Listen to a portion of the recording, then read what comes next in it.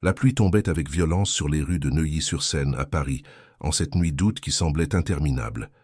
Marine Dubois peinait à voir à travers les larmes qui se mêlaient aux gouttes glacées ruisselant sur son visage.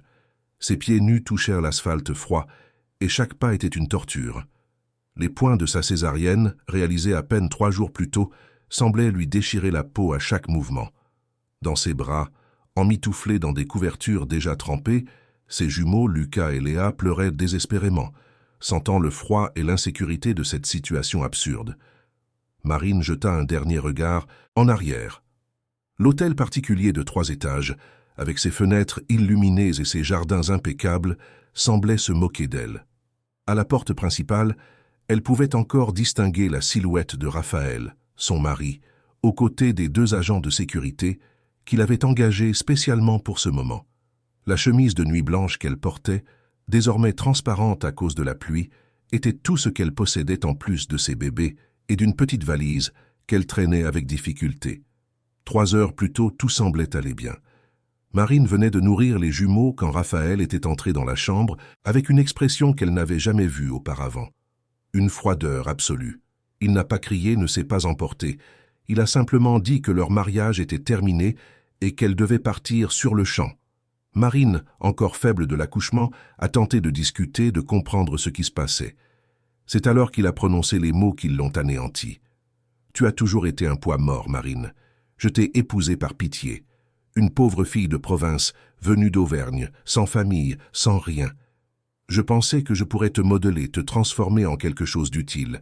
Mais tu n'as jamais cessé d'être cette gamine effrayée qui est arrivée ici il y a 5 ans. » Marine se souvenait parfaitement de sa rencontre avec Raphaël. Elle travaillait comme réceptionniste dans un hôtel de luxe à Lyon, essayant d'économiser pour payer ses études en école de commerce. Raphaël y séjournait pour un séminaire d'affaires. Il avait été gentil, attentionné, intéressé par son histoire. Il lui avait parlé de ses propres défis, de la manière dont il avait bâti une société d'import-export en partant de rien. Pendant 6 mois, ils avaient gardé le contact à distance. Quand Raphaël lui avait demandé de déménager à Paris pour être ensemble, Marine y avait vu la chance d'une nouvelle vie. 1 an plus tard, ils étaient mariés. Les premières années avaient été belles, ou du moins c'est ce que Marine croyait. Raphaël voyageait beaucoup pour le travail, mais revenait toujours avec des cadeaux et des histoires. L'hôtel particulier de Neuilly était somptueux, plus grand que n'importe quel endroit où Marine avait vécu. Elle avait des femmes de ménage, un chauffeur, des cartes de crédit sans plafond. Mais quelque chose l'avait toujours dérangée. Raphaël ne l'incluait jamais vraiment dans sa vie. Elle ne connaissait pas ses relations d'affaires, ne participait pas aux décisions de l'entreprise, n'avait pas accès aux comptes en banque au-delà de sa carte personnelle. Quand elle posait des questions, il disait qu'il la protégeait, que les femmes n'avaient pas besoin de se soucier de ces choses. La grossesse a tout changé. Raphaël est devenu distant, irritable. Il se plaignait du corps de Marine, de ses nausées, des rendez-vous médicaux. Après la naissance des jumeaux, il les regardait à peine. Marine attribuait tout cela au stress du travail, aux dettes qu'il mentionnait de temps en temps. Elle n'aurait jamais imaginé que cette nuit arriverait. L'humiliation finale est venue quand Juliette est apparue à la porte. Juliette Costa, l'assistante personnelle de Raphaël. Une femme grande, aux cheveux blonds parfaitement coiffés, vêtue d'un déshabillé en soie bleu turquoise. Marine a immédiatement reconnu ce déshabillé. C'était un cadeau de Raphaël pour le Noël précédent, emballé dans du papier doré avec un ruban rouge. Marine ne l'avait porté que 2 fois avant sa grossesse, quand elle pouvait encore l'enfiler. « Quel dommage, Marine, vraiment quel dommage », dit Juliette avec un sourire qui ne cachait pas sa satisfaction. « Mais tu comprends, n'est-ce pas? Raphaël a besoin d'une femme à sa hauteur. Quelqu'un qui comprend le monde des affaires, qui peut être une véritable partenaire. Tu n'as toujours été qu'une petite poupée à exhiber. » Marine a voulu crier, arracher ce déshabillé du corps de cette femme, se battre. Mais ses bras étaient occupés à tenir ses enfants et ses forces l'avaient abandonnée. Les agents de sécurité prenaient déjà sa valise, la jetant en bas des escaliers. Raphaël alluma un cigare, le même genre qu'il fumait lors des grandes occasions, et fit un signe de la main comme pour congédier un employé incompétent.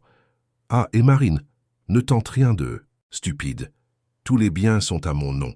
La maison, les voitures, les comptes, tu n'as nulle part où aller. Si tu essaies de me poursuivre en justice, Je prouverai que tu es une mère instable, et je prendrai les enfants aussi. Mieux vaut accepter ta condition et disparaître de ma vie. » C'est ainsi que Marine s'est retrouvée à marcher sur l'avenue Foch à 11 heures du soir, sans chaussures, sans argent, avec 2 nouveau-nés dans les bras. La pluie avait fait fuir les passants, et les rares voitures qui passaient ne ralentissaient même pas. Elle ne savait pas où aller. Elle n'avait pas d'amis à Paris. Raphaël avait toujours découragé ses amitiés, disant que les gens ne cherchaient qu'à profiter de sa position. Sa mère était partie quand elle avait 15 ans et elle n'avait jamais connu d'autres parents. Son père, Olivier Dubois, était décédé il y a 8 ans quand elle n'avait que 19 ans. Il avait été sa seule vraie famille. Olivier travaillait comme chef d'entrepôt à Lyon. Un homme simple, peu bavard, mais qui s'était toujours assuré que Marine ne manque de rien. Il l'avait élevée seule après que la mère de Marine les eut abandonnés. Olivier ne s'était jamais plaint, n'avait jamais fait sentir à Marine qu'elle était un fardeau. Quand elle avait rencontré Raphaël, son père avait semblé méfiant, mais n'avait rien dit. À l'époque, Marine avait pensé qu'il était juste trop protecteur. Maintenant, marchant sous la pluie, elle aurait souhaité avoir écouté les silences de son père. Le portable de Marine vibra dans la poche de sa chemise de nuit trempée. Elle s'arrêta sous l'auvent d'une boulangerie fermée et, avec difficulté, réussit à le sortir sans lâcher les bébés. C'était un message d'un numéro inconnu, avec l'indicatif de Lyon. Le texte était court et troublant. « Marine ne fait confiance à personne. Regarde la vidéo ci-jointe maintenant. Tout ce que tu dois savoir est ici. Ton père t'a toujours protégé, même après sa mort. » Les mains tremblantes, Marine ouvrit le fichier vidéo. L'écran du téléphone illumina son visage mouillé et elle faillit le laisser tomber en voyant l'image. C'était son père, Olivier Dubois, assis sur une chaise de bureau, vêtu d'une chemise bleu clair, avec la même moustache grisonnante dont elle se souvenait. La vidéo était datée de 8 ans plus tôt, quelques jours avant sa mort. « Ma chère Marine, si tu vois ceci, c'est que le pire est arrivé. Raphaël a montré son vrai visage. J'ai toujours su que ce jour pourrait arriver, commença Olivier, la voix ferme mais chargée de tristesse. Je dois te dire la vérité sur moi, sur ma vie et sur ce que j'ai préparé pour te protéger. Marine s'adossa au mur froid de la boulangerie, les larmes coulant maintenant pour des raisons différentes. La voix de son père, qu'elle n'avait pas entendue depuis si longtemps, semblait une étreinte impossible dans ce moment de désespoir absolu. Je n'ai jamais été un simple chef d'entrepôt, Marine. C'était ma façade, ma couverture. En réalité, j'ai travaillé pendant 30 ans comme spécialiste en protection patrimoniale pour des familles très riches. Mon travail consistait à créer des structures juridiques complexes, des fiducies secrètes, pour protéger des fortunes contre des personnes avides et des mariages intéressés. Quand tu as rencontré Raphaël, j'ai mené une enquête complète sur lui. J'ai découvert beaucoup de choses, ma fille, beaucoup de mauvaises choses. Marine retint son souffle. Les jumeaux avaient cessé de pleurer et dormaient maintenant, épuisés, protégés par la chaleur du corps de leur mère. Raphaël n'a bâti aucune entreprise en partant. De rien. C'est un opportuniste de première classe. Il a déjà eu 3 relations précédentes, toujours avec des femmes de familles riches. Il obtenait l'accès à leurs finances, détournait des fonds, puis les abandonnait avec des dettes et des procès. Il est très intelligent, il efface toujours ses traces.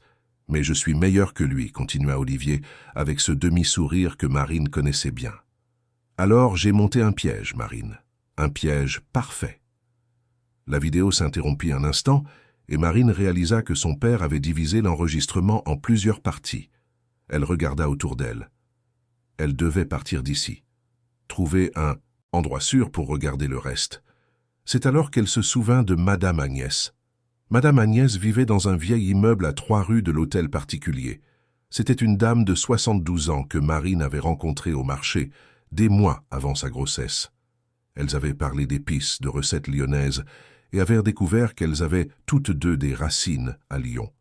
Depuis, Marine rendait visite à Madame Agnès chaque semaine, lui apportant des gâteaux et écoutant des histoires d'une époque où Paris était différent. Raphaël n'avait jamais su pour ses visites. Il était toujours trop occupé pour demander ce que Marine faisait de ses journées. Marine marcha jusqu'à l'immeuble, reconnaissante qu'il soit si proche. Quand elle sonna à l'interphone, il était presque minuit. Madame Agnès répondit, ensommeillée, mais en reconnaissant la voix de Marine, elle ouvrit immédiatement la porte sans poser de questions. Quand elle vit l'état de la jeune femme, trempée et avec les bébés dans les bras, Madame Agnès n'hésita pas.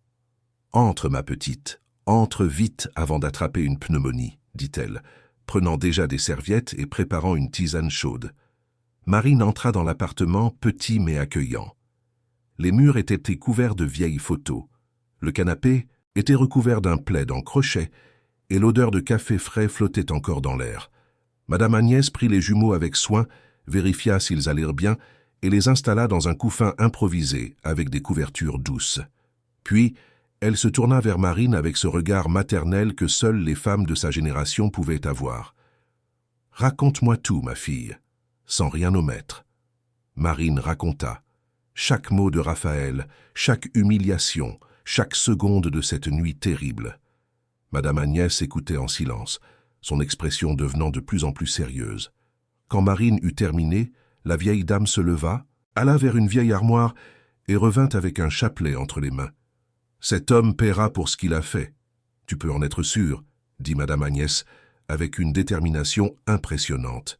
« Mais maintenant, tu dois te reposer. Demain, nous verrons quoi faire. Toi et les enfants, vous restez ici aussi longtemps que nécessaire. » Marine prit un bain, enfila une chemise de nuit prêtée par Madame Agnès qui sentait la lavande et eut enfin le temps de regarder le reste de la vidéo de son père. Assise sur le lit de la chambre d'amis, avec les jumeaux dormant, à ses côtés, elle appuya de nouveau sur Play. L'image d'Olivier réapparut à l'écran. Il tenait maintenant des papiers à la main, des documents qu'il feuilletait en parlant. « Marine, tout ce que Raphaël croit posséder t'appartient en réalité. L'hôtel particulier, les comptes en banque, les entreprises, les investissements, tout. Quand il t'a épousée, j'avais déjà mis en place une structure juridique complexe. J'ai créé une fiducie au nom d'une société offshore basée aux îles Caïmans. Cette société est propriétaire d'une autre société au Luxembourg, qui à son tour détient une holding française. Et l'unique bénéficiaire réel de toute cette chaîne, c'est toi, ma fille. » Marine était bouche bée.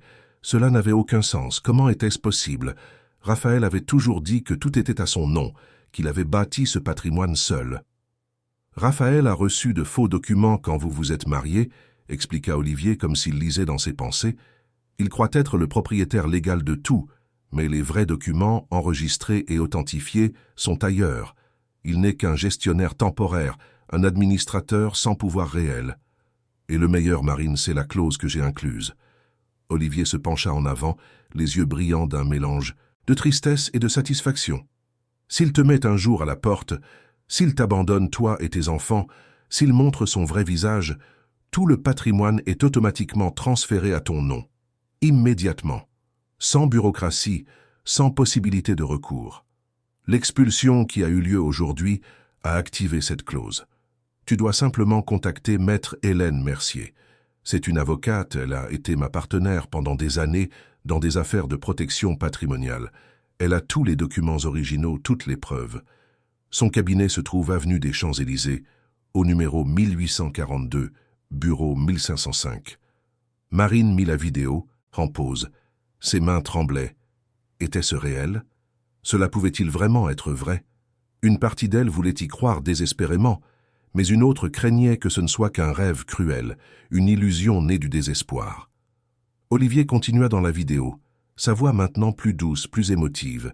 « Je sais que tu dois être effrayée, confuse, peut-être même douter que ce soit réel. Mais ça l'est, ma fille. Chaque mot que je prononce est absolument vrai. J'ai passé 15 ans à préparer cela depuis que tu avais 4 ans et que ta mère nous a quittés. Je savais que je devais m'assurer que tu ne sois jamais à la merci de personne. Que tu ne subisses jamais ce que j'ai vu tant d'autres femmes subir dans mon travail. Des femmes intelligentes, bonnes, détruites par des hommes qui ne voulaient que leur argent. » Une larme coula sur la joue de Marine. Son père avait fait tout cela pour elle. Pendant toutes ces années où elle pensait qu'il n'était qu'un simple chef d'entrepôt, il construisait en fait une forteresse invisible autour d'elle. « Il y a une autre chose que tu dois savoir, » dit Olivier, son expression devenant encore plus sérieuse. « Raphaël ne le sait pas, mais j'ai découvert qu'il détournait déjà de l'argent des comptes de l'entreprise. Pensant que c'était le sien, il a commencé à transférer des fonds vers des comptes à l'étranger pour te les cacher en cas de séparation. Mais comme l'argent n'était pas à lui au départ, c'est techniquement un abus de confiance. Maître Mercier a toutes les preuves, tous les relevés de virement. S'il essaie de se battre, tu as plus de munitions qu'il n'en faut pour le détruire. La vidéo montra Olivier se levant, marchant vers une fenêtre.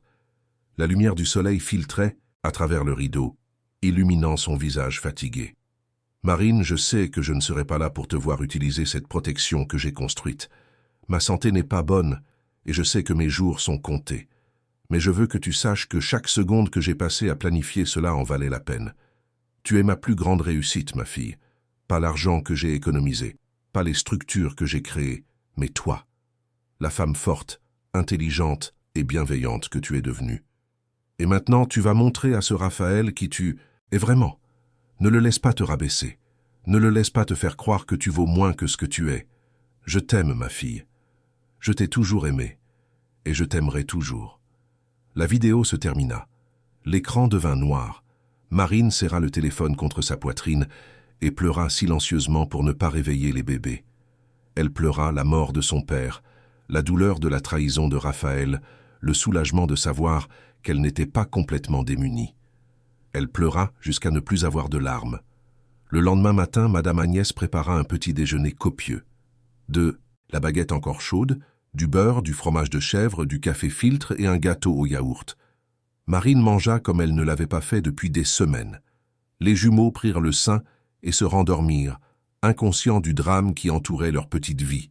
« Tu vas voir cette avocate aujourd'hui » demanda Madame Agnès en faisant la vaisselle. « Oui, je dois savoir si tout cela est vrai » répondit Marine, déjà plus forte. Madame Agnès s'essuya les mains et s'assit à côté de Marine. « Je vais te dire quelque chose, ma petite. J'ai eu un mariage un peu comme le tien. Mon premier mari était exactement comme ce Raphaël. Beau, charmant, menteur. Quand j'ai découvert qui il était vraiment, je n'avais rien. Aucune protection, aucun avocat, pas d'argent de côté. J'ai mis des années à m'en remettre. C'est pour ça que quand tu m'as tout raconté hier, mon cœur s'est serré.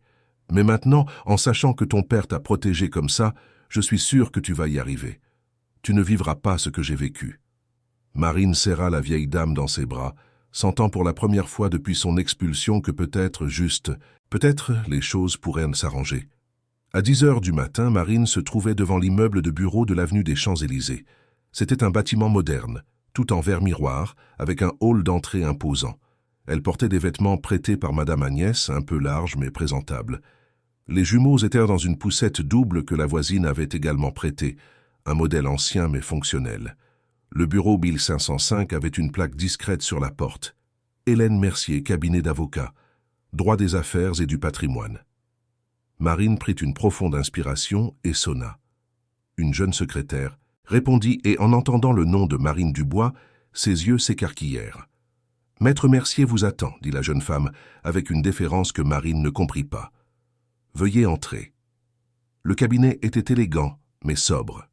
Des murs couverts de livres de droit, quelques tableaux abstraits, un immense bureau en bois noble, et derrière ce bureau se tenait Hélène Mercier.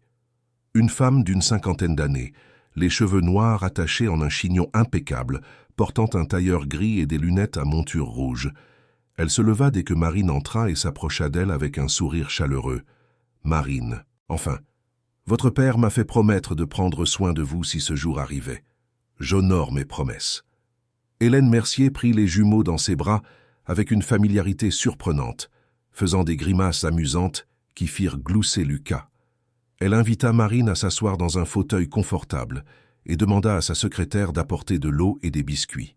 « Votre père était l'un des hommes les plus brillants que j'ai jamais connus, » commença Hélène, tenant toujours Léa. « Nous avons travaillé ensemble sur des dizaines de cas pendant 20 ans. Il avait une capacité unique à anticiper les comportements, à comprendre la nature humaine. Quand il est venu me voir il y a 15 ans en me disant qu'il devait créer une protection pour sa fille, je n'ai pas posé de questions. Je lui ai simplement fait confiance. » Marine but une gorgée d'eau, encore en train de tout assimiler.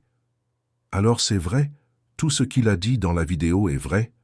Hélène sourit et se dirigea vers un coffre-fort encastré dans le mur. Elle composa un long code et en sortit un épais dossier rempli de documents. Chaque mot.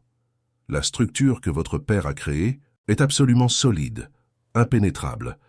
Raphaël Leclerc a cru pendant 5 ans qu'il était le propriétaire d'un empire. En réalité, il ne possède même pas le tapis du salon. Tout, absolument tout, appartient à la fiducie dont vous êtes l'unique bénéficiaire. Marine commença à feuilleter les documents.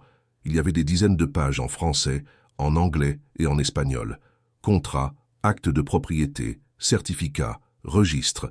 Chaque page confirmait ce que son père avait dit. Comment a-t-il réussi à tromper Raphaël si longtemps? Hélène s'assit sur la chaise à côté de Marine, lui rendant les bébés. Votre père était un maître dans la création de documents parallèles. Quand Raphaël vous a épousé, il a reçu une série de documents qui semblaient absolument légitimes. Contrat de vente de l'hôtel particulier, statut de société, relevé bancaire. Tout était parfaitement falsifié, mais avec une apparence d'authenticité. Ces documents montraient Raphaël comme le propriétaire légal de tout, et comme il ne s'est jamais méfié, il n'a jamais cherché à vérifier auprès des registres officiels. Il a simplement cru. Et comment mon père a-t-il pu faire tout ça sans que personne ne s'en aperçoive? Votre père a utilisé l'argent, qu'il a gagné pendant 30 ans en travaillant pour des familles millionnaires. Il a investi dans des sociétés offshore légitimes, créé des couches de protection juridique, acheté des biens immobiliers par le biais de prête-noms de confiance. Quand Raphaël est apparu dans votre vie, votre père a acheté l'hôtel particulier de Neuilly au nom de la holding. Puis, il a donné à Raphaël de faux documents disant qu'il était l'acheteur. Raphaël a payé un acompte symbolique, pensant qu'il finançait le bien. En réalité, il ne faisait que payer un loyer sans le savoir. Marine était stupéfaite. La complexité de tout, cela était impressionnante. Et les sociétés d'import-export, elles existent, mais elles ne lui appartiennent pas. Les sociétés ont été créées par votre père comme des structures légales. Raphaël a été engagé comme gérant, recevant un salaire généreux, mais sans aucune part de propriété. Les bénéfices des entreprises allaient directement à la fiducie. Raphaël pensait qu'il construisait un empire, alors qu'en réalité, il ne faisait que gérer le patrimoine de quelqu'un d'autre. Hélène ouvrit un autre dossier, celui-ci contenant des relevés bancaires récents. Et voici le meilleur. Raphaël détourne des fonds des entreprises depuis 2 ans. Il a ouvert des comptes au Panama et aux Bahamas, y transférant des sommes chaque mois. Comme il pense être le propriétaire des entreprises, il croit simplement déplacer son propre argent. Mais comme il n'est pas le propriétaire, cela constitue un abus de confiance. J'ai tous les relevés des virements, toutes les preuves documentées. Alors il peut être poursuivi? Il le peut. Et s'il essaie de se battre pour la garde des enfants ou pour les biens, j'utiliserai cela contre lui. Il reculera immédiatement car l'alternative est de faire face à des poursuites pénales. Marine sentit une vague de soulagement mêlée de colère.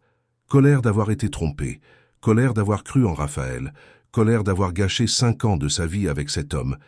Mais elle sentit aussi quelque chose de nouveau, le pouvoir. Pour la première fois depuis son expulsion, elle sentit qu'elle avait le contrôle de sa propre vie. « Que faisons-nous maintenant » demanda Marine.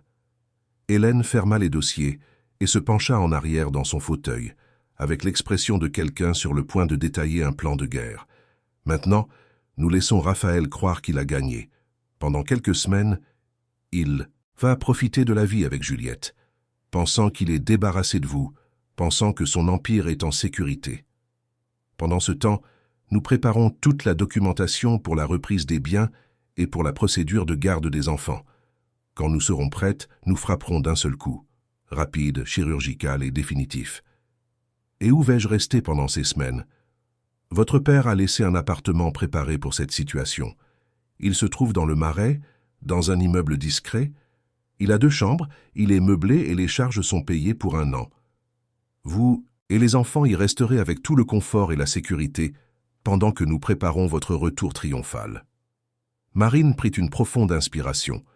Tout cela ressemblait à un film, quelque chose de trop irréel pour être vrai. Mais les documents étaient là, solides et incontestables. Mon père a vraiment pensé à tout, n'est-ce pas? Hélène sourit avec tendresse. Olivier m'a dit un jour que vous étiez la raison pour laquelle il se levait chaque matin, qu'après le départ de votre femme, vous étiez devenu le centre de son univers. Il a vécu pour s'assurer que vous n'auriez jamais à dépendre de la bonté de personne, que vous ne seriez jamais à la merci d'un homme comme Raphaël. Et il a réussi, Marine. Il a réussi à vous protéger, même après sa mort. Les semaines suivantes furent intenses. Marine s'installa dans l'appartement du Marais, un espace chaleureux avec un balcon et beaucoup de lumière naturelle. Madame Agnès lui rendait visite quotidiennement, l'aidant avec les jumeaux et apportant des plats faits maison. Hélène venait 3 fois par semaine avec des nouvelles sur les préparatifs juridiques. Marine découvrit que Raphaël avait rapidement changé son statut relationnel sur les réseaux sociaux pour s'afficher avec Juliette. Il postait des photos dans l'hôtel particulier, des dîners dans des restaurants chers, des week-ends à la mer. Juliette portait les bijoux que Raphaël avait offerts à Marine, conduisait la voiture que Marine avait choisie, dormait dans le lit que Marine avait partagé avec lui. Chaque photo était un coup de poignard, mais Hélène lui conseillait toujours de garder cette douleur, de la transformer en carburant pour ce qui allait suivre. « Il s'enfonce de plus en plus, disait Hélène. Chaque dépense excessive, chaque voyage, chaque cadeau coûteux pour Juliette est documenté. Quand nous arriverons au tribunal, nous présenterons un homme irresponsable, dépensier, qui a abandonné ses nouveau-nés pour vivre une vie d'excès. » Marine en apprit également plus sur son père grâce à Hélène. Olivier Dubois avait été une figure respectée dans le monde discret de la protection patrimoniale. Il avait sauvé des fortunes, protégé des héritages, blindé des familles contre des escrocs. Mais il n'avait jamais voulu la gloire ou la reconnaissance. Il vivait modestement, gardant chaque centime pour la fiducie de Marine. L'hôtel particulier de Neuilly avait été son dernier grand projet. 2 ans avant sa mort, Olivier avait utilisé ses économies et ses contacts pour acheter la propriété à un prix inférieur au marché à un homme d'affaires en difficulté financière. Puis il avait monté toute la structure juridique, attendant le bon moment. Quand Marine avait rencontré Raphaël, Olivier avait vu l'occasion parfaite. Il avait enquêté sur le jeune homme, découvert son passé rempli de relations intéressées et avait décidé de l'utiliser comme une pièce sur l'échiquier. Il avait offert à Raphaël la chance de vivre dans un hôtel particulier, de gérer des entreprises, d'avoir un style de vie luxueux. Raphaël avait mordu à l'hameçon sans hésiter. Pendant 5 ans, il avait vécu en pensant qu'il trompait Marine, alors qu'en réalité, c'était lui qui était utilisé. 3 semaines après l'expulsion, tout était prêt. Hélène organisa la reprise de l'hôtel particulier pour un mardi, à 10 heures du matin. Elle choisit délibérément cette heure, sachant que Raphaël serait à la maison, car le mardi, il avait des réunions avec les comptables, réunions qui se tenaient dans le bureau de la demeure. Marine était nerveuse ce matin-là. Elle enfila un tailleur bleu marine qu'Hélène lui avait acheté, attacha ses cheveux en une queue de cheval élégante et mit un rouge à lèvres que Madame Agnès avait insisté pour qu'elle porte pour lui porter chance. Les jumeaux restèrent avec la voisine, qui promit de s'en occuper comme s'ils étaient ses propres petits-enfants. Sur le chemin de Neuilly, Hélène repassa les derniers détails. L'huissier de justice est déjà en route. La police aussi, juste par précaution au cas où Raphaël tenterait quelque chose de stupide. Vous avez tous les documents originaux, toutes les preuves. Quand il ouvrira la porte, vous n'avez pas besoin de crier, pas besoin d'insulter. Soyez simplement ferme, digne, et montrez que le pouvoir a toujours été le vôtre. La voiture se gara devant l'hôtel particulier. Marine sentit sa poitrine se serrer en revoyant la maison, mais elle se ressaisit rapidement. Hélène sonna. C'est Juliette qui répondit, vêtue d'une robe d'été jaune et arborant une expression de surprise qui se transforma rapidement en mépris. « Qu'est-ce que tu veux ici? Tu viens supplier pour revenir ?» dit Juliette en riant. Marine ne répondit pas. Elle attendit simplement que l'huissier de justice, un homme grand en uniforme impeccable, s'avance. « Madame Juliette Costa et Monsieur Raphaël Leclerc, j'ai ici une ordonnance d'expulsion immédiate émise par le tribunal de grande instance de Paris. Vous avez 2 heures pour quitter cet immeuble avec vos effets personnels. » Juliette devint blême. Raphaël arriva en courant du salon, vêtu seulement d'un short et d'une chemise ouverte, les cheveux en désordre. « C'est quoi cette mascarade ?» cria-t-il, arrachant les papiers des mains de l'huissier. « Cette maison est à moi. J'ai les documents, j'ai tout enregistré. » Hélène s'avança, sa voix calme mais tranchante comme du verre. « Les documents que vous possédez, monsieur Leclerc, sont des faux. Très bien fait, je dois l'admettre, mais des faux. Les vrais documents, enregistrés au greffe, reconnus par le fisc, et la Banque de France sont ici, et ils prouvent que cette propriété appartient à une fiducie dont l'unique bénéficiaire est Marine Dubois. Elle lui a toujours appartenu. Vous n'avez jamais rien possédé. » Raphaël commença à feuilleter les papiers que l'huissier lui avait remis. Marine voyait son expression changer au fur et à mesure de sa lecture. D'abord l'incrédulité, puis la confusion, et enfin la panique. « Ce n'est pas possible. C'est une sorte de fraude. Je vais vous poursuivre. Je vais... » « Vous pouvez toujours essayer, » l'interrompit Hélène en ouvrant son propre dossier. « Mais avant cela, vous voudrez peut-être voir ceci. » Elle lui tendit une série de relevés bancaires. Raphaël prit les feuilles, les mains tremblantes. « Ce sont les virements que vous avez effectués vers des comptes au Panama et aux Bahamas ces 2 dernières années. Au total, ils s'élèvent à 8 400 000 €. Comme cet argent appartenait à la fiducie et non à vous, ces virements constituent un abus de confiance. Un délit qui peut vous envoyer en prison pour une durée pouvant aller jusqu'à 12 ans. » Juliette poussa un cri aigu et s'écarta de Raphaël comme s'il était en feu. « Tu m'avais dit que cet argent était à toi. Tu m'avais dit que tu étais un homme d'affaires prospère. » Raphaël l'ignora, les yeux fixés sur Hélène. « Qu'est-ce que vous voulez? De l'argent? C'est ça? Combien voulez-vous pour faire disparaître tout ça ?» Hélène rit, mais c'était un rire sans joie. « Je ne veux rien, monsieur Leclerc. Ma cliente, Marine, est disposée à vous proposer un accord. Vous partez maintenant, discrètement, sans faire de scandale. Vous renoncez à toute prétention sur les biens. Et en échange, elle ne portera pas plainte pour abus de confiance. Vous serez libre, sans casier judiciaire, et pourrez recommencer votre vie. L'alternative est que vous tentiez de vous battre, et dans ce cas, nous utiliserons tout le poids de la loi contre vous. » Raphaël regarda Marine pour la première fois depuis l'ouverture de la porte. Elle soutint son regard sans ciller, sans montrer de peur. Ce n'était plus la femme effrayée qu'il avait chassée sous la pluie, c'était quelqu'un de complètement différent. « Vous avez tout planifié, » dit Raphaël, la voix pleine de haine. « Vous et ce maudit père à vous. Vous m'avez tendu un piège. » Marine parla enfin, sa voix ferme et claire. « Non, Raphaël, mon père m'a protégé. Il savait exactement quel genre d'homme tu étais. Et tu as prouvé qu'il avait raison. Tu as mis à la porte une femme qui venait de subir une opération, avec 2 nouveau-nés, au milieu d'une tempête. Tu ne mérites aucune pitié, mais on te donne une chance, saisis-la. » Raphaël froissa les papiers dans ses mains. Un instant, Marine crut qu'il allait devenir violent. Mais il jeta les papiers par terre et monta les escaliers en courant, hurlant des jurons. Juliette courut derrière lui en pleurant. 2 heures plus tard, Raphaël et Juliette quittèrent l'hôtel particulier avec 4 grandes valises. Raphaël ne regarda pas Marine. Il monta simplement dans sa voiture, une BMW noire qu'il avait achetée avec l'argent détourné, et partit à toute vitesse. Juliette le suivit dans sa propre voiture, toujours en larmes. L'huissier de justice remit les clés à Marine. « La maison est à vous, madame. Bonne chance. » Marine entra lentement dans la demeure. Tout était exactement comme elle s'en souvenait, mais en même temps, tout semblait complètement différent. Les murs qui paraissaient autrefois élégants semblaient maintenant simplement vides. Les meubles coûteux avaient perdu leur éclat. Elle monta dans la chambre conjugale où elle avait passé 5 ans à dormir à côté de Raphaël et ne ressentit que du soulagement à l'idée de ne plus jamais avoir à le faire. Hélène posa une main sur son épaule. « Vous avez fait ce qu'il fallait.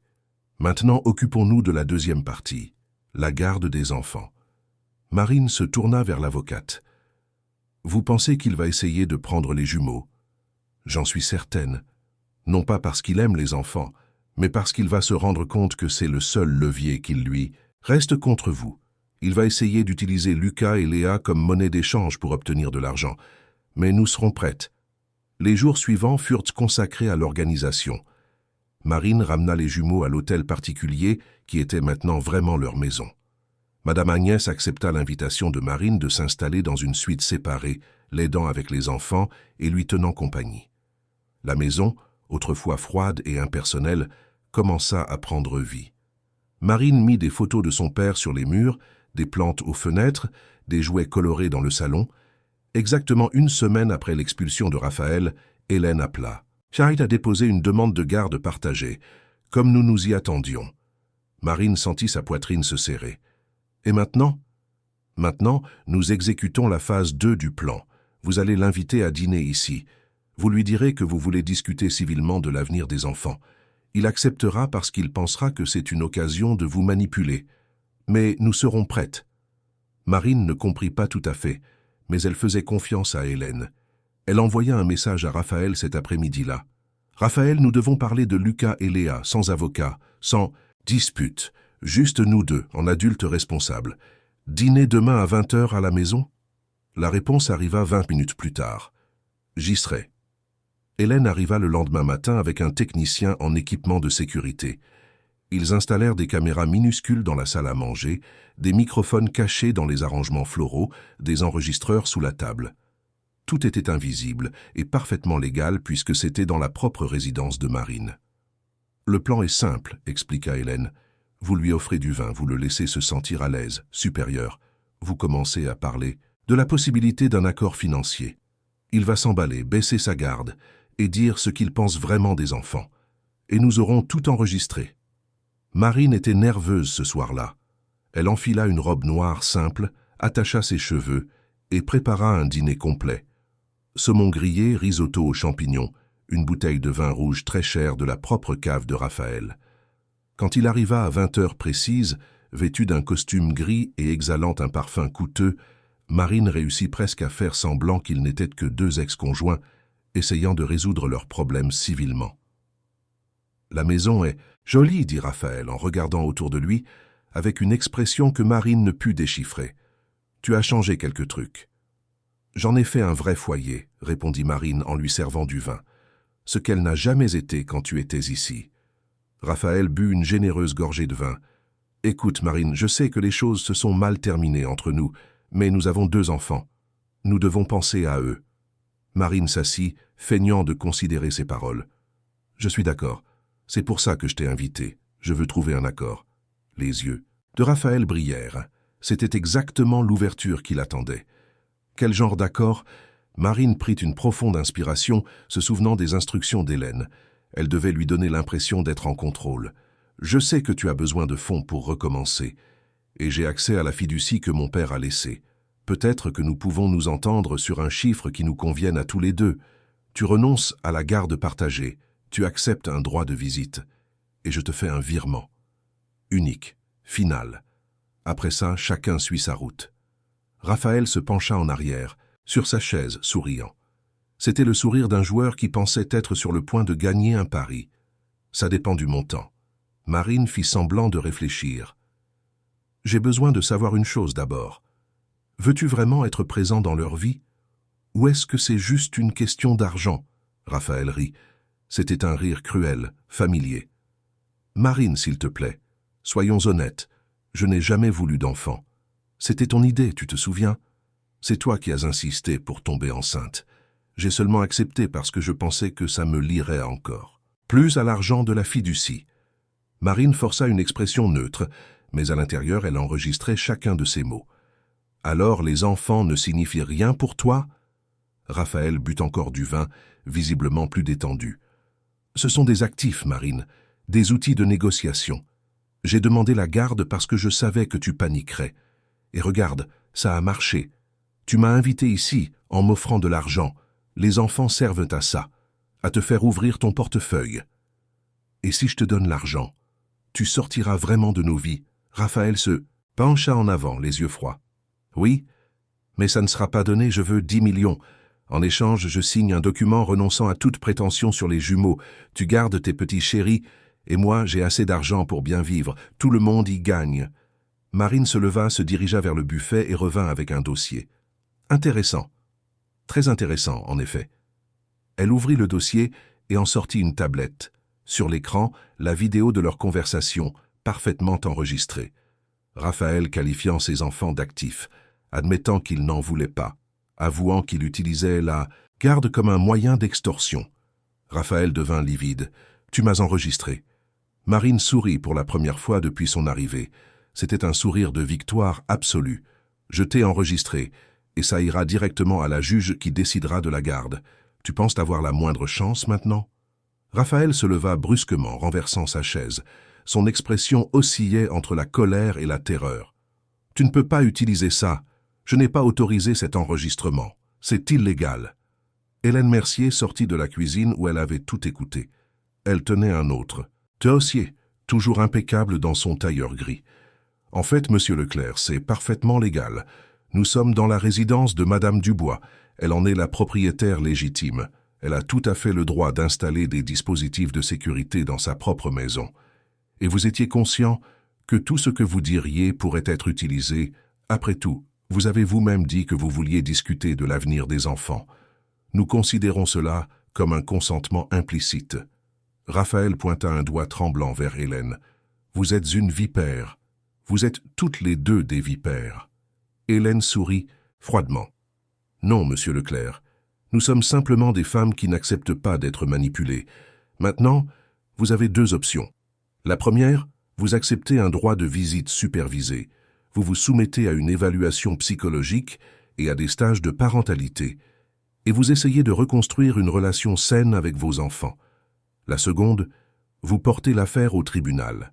Et cet enregistrement sera présenté comme preuve que vous ne voyez les enfants que comme des outils d'extorsion. Que décidera la juge?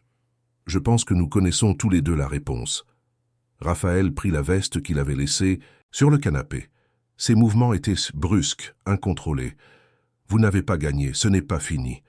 Il sortit en claquant la porte. Marine entendit sa voiture démarrer en trombe, les pneus crissant sur l'asphalte. Elle se rassit, les jambes tremblant à cause de l'adrénaline. « Vous avez très bien agi, dit Hélène en posant une main sur son épaule. Je sais que c'était difficile, mais maintenant nous avons exactement ce dont nous avions besoin. » L'audience au tribunal fut fixée 3 semaines plus tard. Marine était au palais de justice à 9 heures du matin, vêtue d'un tailleur bleu marine, conservateur, les cheveux attachés, affichant l'apparence d'une mère responsable et sérieuse. Hélène était à ses côtés, accompagnée de 2 avocats collaborateurs qui portaient de volumineux dossiers. Raphaël arriva avec 15 minutes de retard, portant un costume noir froissé et accompagné d'un avocat qui semblait avoir été engagé à la hâte. Il évita de regarder Marine. La juge était Madame Marianne Fontaine, une femme d'une 50aine d'années, connue pour sa rigueur et son impatience face aux manœuvres dilatoires. Elle examina le dossier en silence pendant quelques minutes, le seul son dans la salle étant le bruit des pages tournées. « Très bien » commença-t-elle enfin, en levant ses lunettes et regardant directement Raphaël. « Monsieur Raphaël Leclerc, vous demandez la garde partagée des jumeaux Lucas et Léa Dubois-Leclerc. C'est bien cela ?»« Oui, madame la juge, » répondit Raphaël, essayant de paraître confiant. « Et pouvez-vous me dire pourquoi vous pensez avoir droit à cette garde, considérant que vous avez mis la mère des enfants à la porte 3 jours après une césarienne, en pleine tempête, sans aucun soutien ni ressources ?» L'avocat de Raphaël se leva. « Madame la juge, mon client traversait une période de stress émotionnel. Il reconnaît avoir agi de manière impulsive et le regrette. Mais cela ne change rien au fait qu'il est le père des enfants et qu'il a le droit légal de participer à leur éducation. » La juge regarda Hélène. « Maître Mercier, la défense souhaite-t-elle s'exprimer ?» Hélène se leva calmement, prenant une tablette. « Madame la juge, je souhaiterais présenter quelques éléments de preuve que je crois pertinents pour cette décision. » Pendant les 40 minutes suivantes, Hélène présenta tout. La structure de la fiducie créée par Olivier Dubois. Les documents prouvant que Raphaël n'avait jamais rien possédé. L'historique des virements illégaux vers des comptes à l'étranger. Les témoignages de la voisine, Madame Agnès, sur l'état dans lequel Marine était arrivée cette nuit de tempête. Des photos médicales montrant les points de suture de la césarienne encore récents. Et enfin, l'enregistrement du dîner. La voix de Raphaël emplit la salle d'audience, claire et incontestable.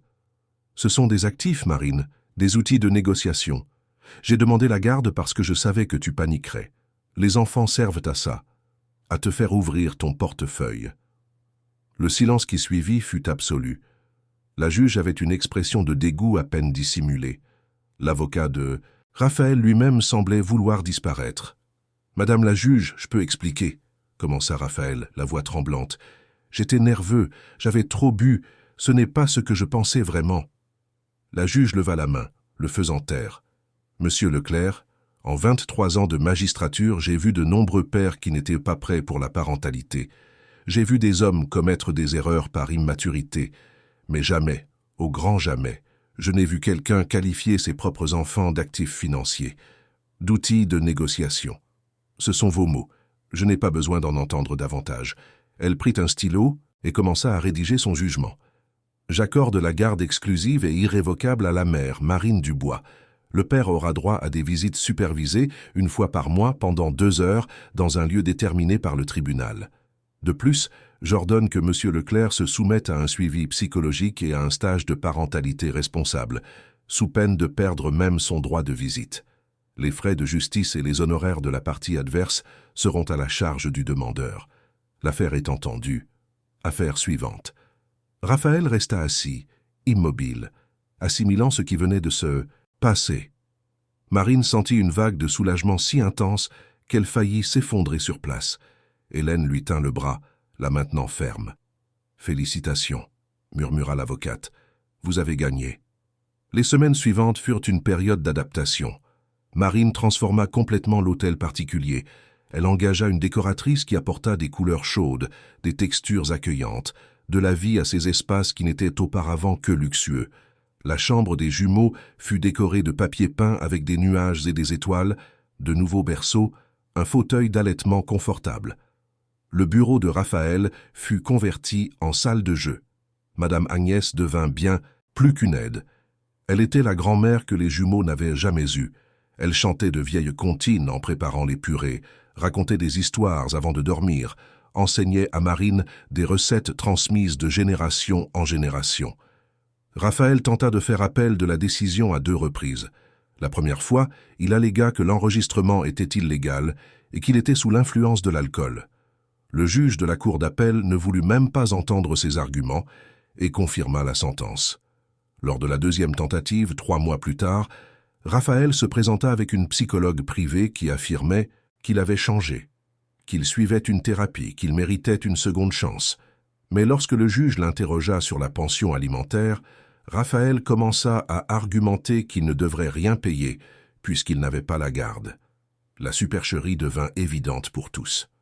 Pendant ce temps, Marine commença à explorer la maison plus en profondeur.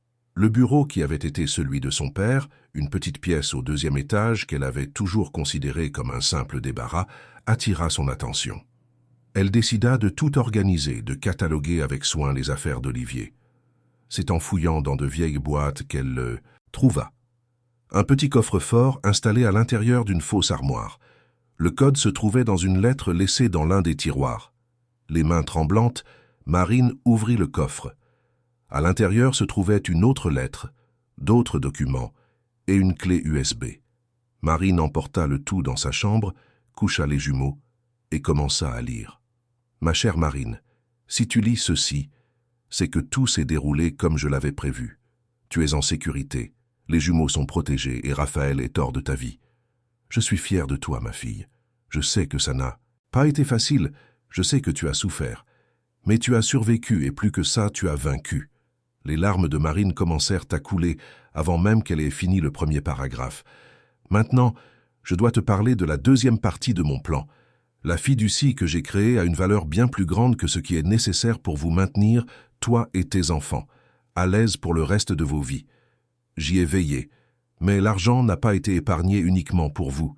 Il a été épargné pour que tu puisses aider d'autres femmes. » Marine continua à lire, de plus en plus surprise. « Au cours de ma carrière, j'ai vu des dizaines de femmes être détruites financièrement et émotionnellement par des hommes comme Raphaël, des femmes intelligentes, capables, qui ont été manipulées, isolées, laissées sans ressources.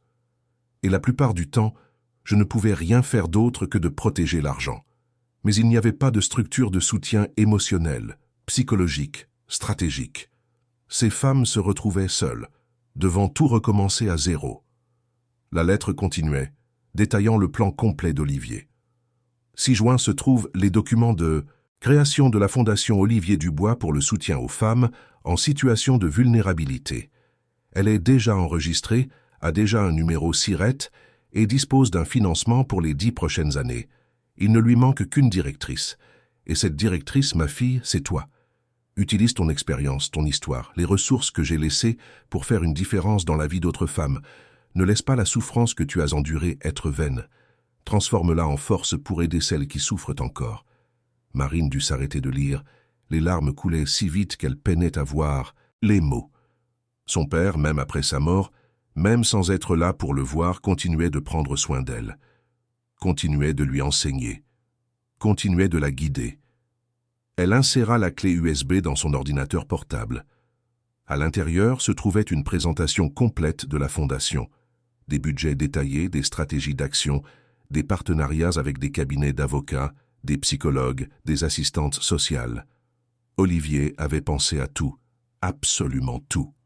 Le lendemain matin, Marine appela Hélène. « J'ai besoin de votre aide pour une autre chose, » dit Marine. « Mon père a laissé une fondation pour aider des femmes comme moi, et je veux la mettre en marche. » Hélène arriva à l'hôtel particulier 2 heures plus tard, accompagnée de 2 de ses associés. Ils se réunirent dans la salle à manger, désormais transformée en un espace lumineux et accueillant, et Marine présenta tous les documents que son père avait laissés. « C'est extraordinaire, » dit Hélène en feuilletant les papiers avec admiration. « Olivier a vraiment pensé à chaque détail. La structure juridique est impeccable, le financement est solide, les partenariats sont déjà esquissés.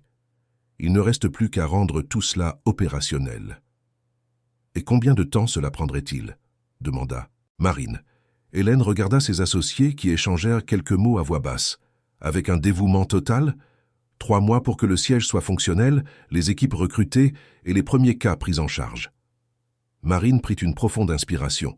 « Alors mettons-nous au travail. » Les 3 mois suivants furent intenses. Marine se partagea entre les soins des jumeaux, qui avaient maintenant 6 mois et commençaient à reconnaître les voix et les visages, et la structuration de la fondation. Hélène lui recommanda une administratrice expérimentée, Carla Fournier, qui avait travaillé dans des ONG pendant 15 ans. Ensemble, elles transformèrent les plans d'Olivier en réalité. Le siège de la Fondation Olivier Dubois fut installé dans un immeuble de bureaux dans le Marais, près du métro, facilitant l'accès. Il y avait 4 étages, chacun avec une fonction spécifique. Au rez-de-chaussée, l'accueil et le premier tri. Au premier étage, une équipe juridique de 5 avocates spécialisées en droit de la famille et du patrimoine. Au deuxième étage, des psychologues, des assistantes sociales et des thérapeutes. Au troisième étage, des formations professionnelles, des ateliers sur l'autonomie financière et des salles de réunion. La proposition de la Fondation était révolutionnaire. Il ne s'agissait pas seulement d'offrir une aide juridique gratuite, bien que cela soit fondamental. L'idée était de donner aux femmes des outils complets pour reconstruire leur vie. Un soutien psychologique pour gérer le traumatisme. Une formation professionnelle pour garantir l'indépendance financière. Une stratégie juridique agressive pour protéger les patrimoines et garantir les droits. Et, peut-être le plus important, un réseau de soutien mutuel où les femmes qui avaient déjà traversé le processus aidaient celles qui commençaient. Marine donna sa première interview sur la Fondation à un journal local 6 mois après son inauguration. La journaliste, une jeune femme aux cheveux bouclés et aux yeux vifs, voulut connaître l'histoire derrière le projet. « Mon père a consacré sa vie à protéger les gens », commença Marine, choisissant ses mots avec soin. Quand il est parti, il a laissé plus que de l'argent. Il a laissé un but. Il m'a appris que la protection ne consiste pas seulement à construire des murs, mais à donner aux gens les ressources pour qu'ils puissent se protéger eux-mêmes. L'interview fut publiée dans une édition du Dimanche et eut un retentissement plus grand que ce que Marine avait prévu. Dans les 2 semaines qui suivirent, la Fondation reçut 140 demandes d'aide. Des femmes de tous âges, de toutes classes sociales, toutes avec des histoires similaires. Des mariages qui avaient bien commencé et s'étaient terminés par des abus. Des patrimoines dilapidés par des maris manipulateurs. Des enfants utilisés comme monnaie d'échange. Des femmes qui se retrouvaient sans soutien, sans ressources, sans espoir. L'équipe de la Fondation travailla sans relâche. Marine participait personnellement aux cas les plus complexes, utilisant sa propre expérience pour guider les stratégies. Elle savait exactement comment les hommes comme Raphaël pensaient, agissaient, quelles tactiques ils utilisaient. Et elle enseignait à d'autres femmes à anticiper, à documenter, à se protéger. 1 an après le lancement de la Fondation, Marine fut invitée à donner une conférence dans l'amphithéâtre de la faculté de droit de la Sorbonne. Le thème était « Protection patrimoniale et autonomie féminine ». Hélène était dans le public, ainsi que Madame Agnès, Carla et plus de 300 personnes, principalement des femmes. Marine monta sur scène vêtue d'un tailleur rouge, les cheveux lâchés, la posture assurée. Les jumeaux étaient en coulisses avec une nounou, mais elle savait qu'ils allaient au bien. tout allait bien. Bonsoir à tous, je m'appelle Marine Dubois et je suis ici pour vous raconter une histoire. Pas seulement mon histoire, mais l'histoire de milliers de femmes qui vivent ce que j'ai vécu. Pendant 45 minutes, Marine partagea son parcours. Elle parla de son mariage avec Raphaël, de son expulsion sous la tempête, des vidéos de son père, de la reprise de l'hôtel particulier, de la bataille judiciaire. Mais surtout, elle parla de l'importance de tout documenter, de construire des réseaux de soutien, de ne jamais croire qu'être seul signifie être démuni. Mon père m'a appris que l'information, c'est le pouvoir. Les documents sont une protection. Et la solidarité est l'arme, la plus puissante que nous ayons. Si vous êtes dans une relation et que vous sentez que quelque chose ne va pas, documentez. Prenez des photos, sauvegardez les messages, enregistrez les conversations lorsque c'est légalement possible. Si vous avez accès à des documents financiers, faites des copies. Si vous avez des amis, de la famille, des personnes en qui vous avez confiance, ne vous isolez pas. Les hommes comme mon ex-mari prospèrent dans le silence et la solitude. Ne leur donnez pas ce pouvoir. Le public l'applaudit debout. Plusieurs femmes pleuraient. Après la conférence, Marine fut abordée par des dizaines de personnes voulant la remercier, partager leurs propres histoires, savoir comment elle pouvait aider la Fondation. C'est ce soir-là, en rentrant chez elle avec Hélène et Madame Agnès, que Marine sentit pour la première fois qu'elle avait vraiment surmonté le traumatisme. Ce n'est pas qu'elle avait oublié. Elle n'oublierait jamais la douleur des points de suture de sa césarienne en marchant sous la pluie, n'oublierait jamais l'humiliation d'être traitée de poids mort. Mais cette douleur ne la définissait plus. Elle l'avait transformée en un but. 3 mois après cette conférence, un jeudi après-midi, la secrétaire de la Fondation informa Marine qu'un homme voulait lui parler personnellement, sans rendez-vous, insistant sur le fait que c'était urgent. Marine était sur le point de refuser quand la secrétaire prononça le nom. Raphaël Leclerc. Marine resta paralysée un instant. Cela faisait plus d'1 an qu'elle n'avait pas vu Raphaël. Il n'avait assisté qu'à 2 des visites supervisées avec les jumeaux, semblant toujours mal à l'aise et pressé. Lors des 6 dernières visites prévues, il ne s'était tout simplement pas présenté. Elle avait tourné la page, créé une vie où il n'était qu'une figure lointaine, une erreur du passé sans plus aucune pertinence. « Vous pouvez le faire entrer », dit finalement Marine en se redressant. « Mais demandez à Carla de rester dans la pièce également. » Raphaël entra, et Marine faillit ne pas le reconnaître. L'homme, autrefois vaniteux et impeccable, portait maintenant un jean usé, une chemise froissée, la barbe mal rasée. Il avait maigri et il y avait une profonde tristesse dans ses yeux. « Marine, dit-il, la voix rauque, merci de me recevoir. » Marine ne répondit pas, lui faisant simplement signe de s'asseoir. Carla était à ses côtés, discrète mais attentive. « Que veux-tu, Raphaël ?» Raphaël regarda ses propres mains, comme s'il ne savait pas par où commencer. « Je suis venu te dire que je vais renoncer formellement à mes droits paternels. Je sais que je n'ai pas été un père présent. Je sais que je ne mérite pas d'avoir de relation avec Lucas et Léa. Et je pense que ce serait mieux pour eux si je sortais complètement de leur vie. » Marine étudia son visage, cherchant des signes de manipulation, d'un autre jeu. Mais tout ce qu'elle voyait était un homme vaincu. Pourquoi maintenant? Qu'est-ce qui a changé? Raphaël rit, mais c'était un rire sans joie. Tout. Ça a changé. Juliette m'a quitté quand l'argent a disparu.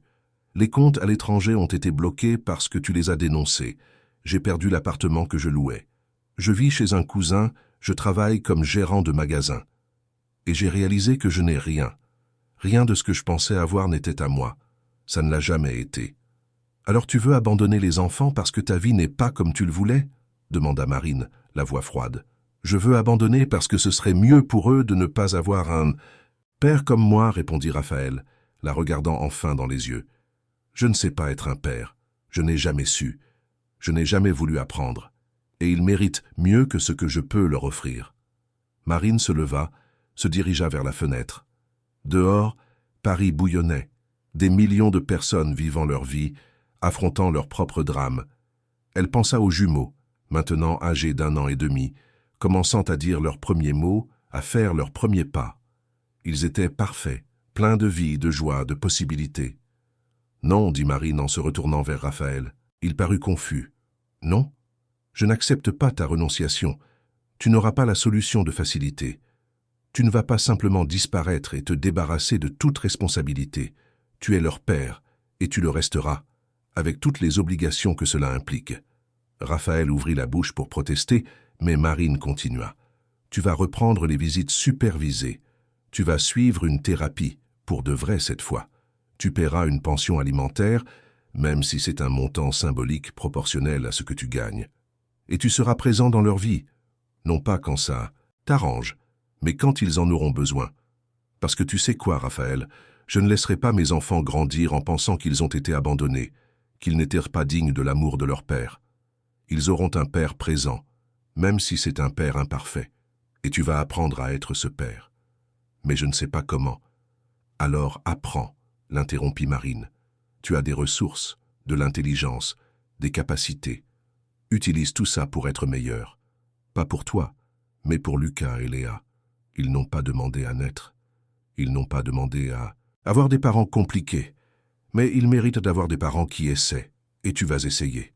Raphaël resta silencieux un long moment. Marine voyait le conflit sur son visage, la partie qui voulait fuir luttant contre celle qui, peut-être pour la première fois, écoutait vraiment. « Et si j'échoue » demanda-t-il finalement, la voix presque un murmure. « Alors tu devras essayer encore » répondit Marine. « L'échec fait partie du jeu. Ce qui n'en fait pas partie, c'est d'abandonner sans même avoir vraiment essayé. » Raphaël hocha lentement la tête. Il se leva, tendit la main à Marine. Elle la serra fermement, le regardant droit dans les yeux. « Merci, dit Raphaël.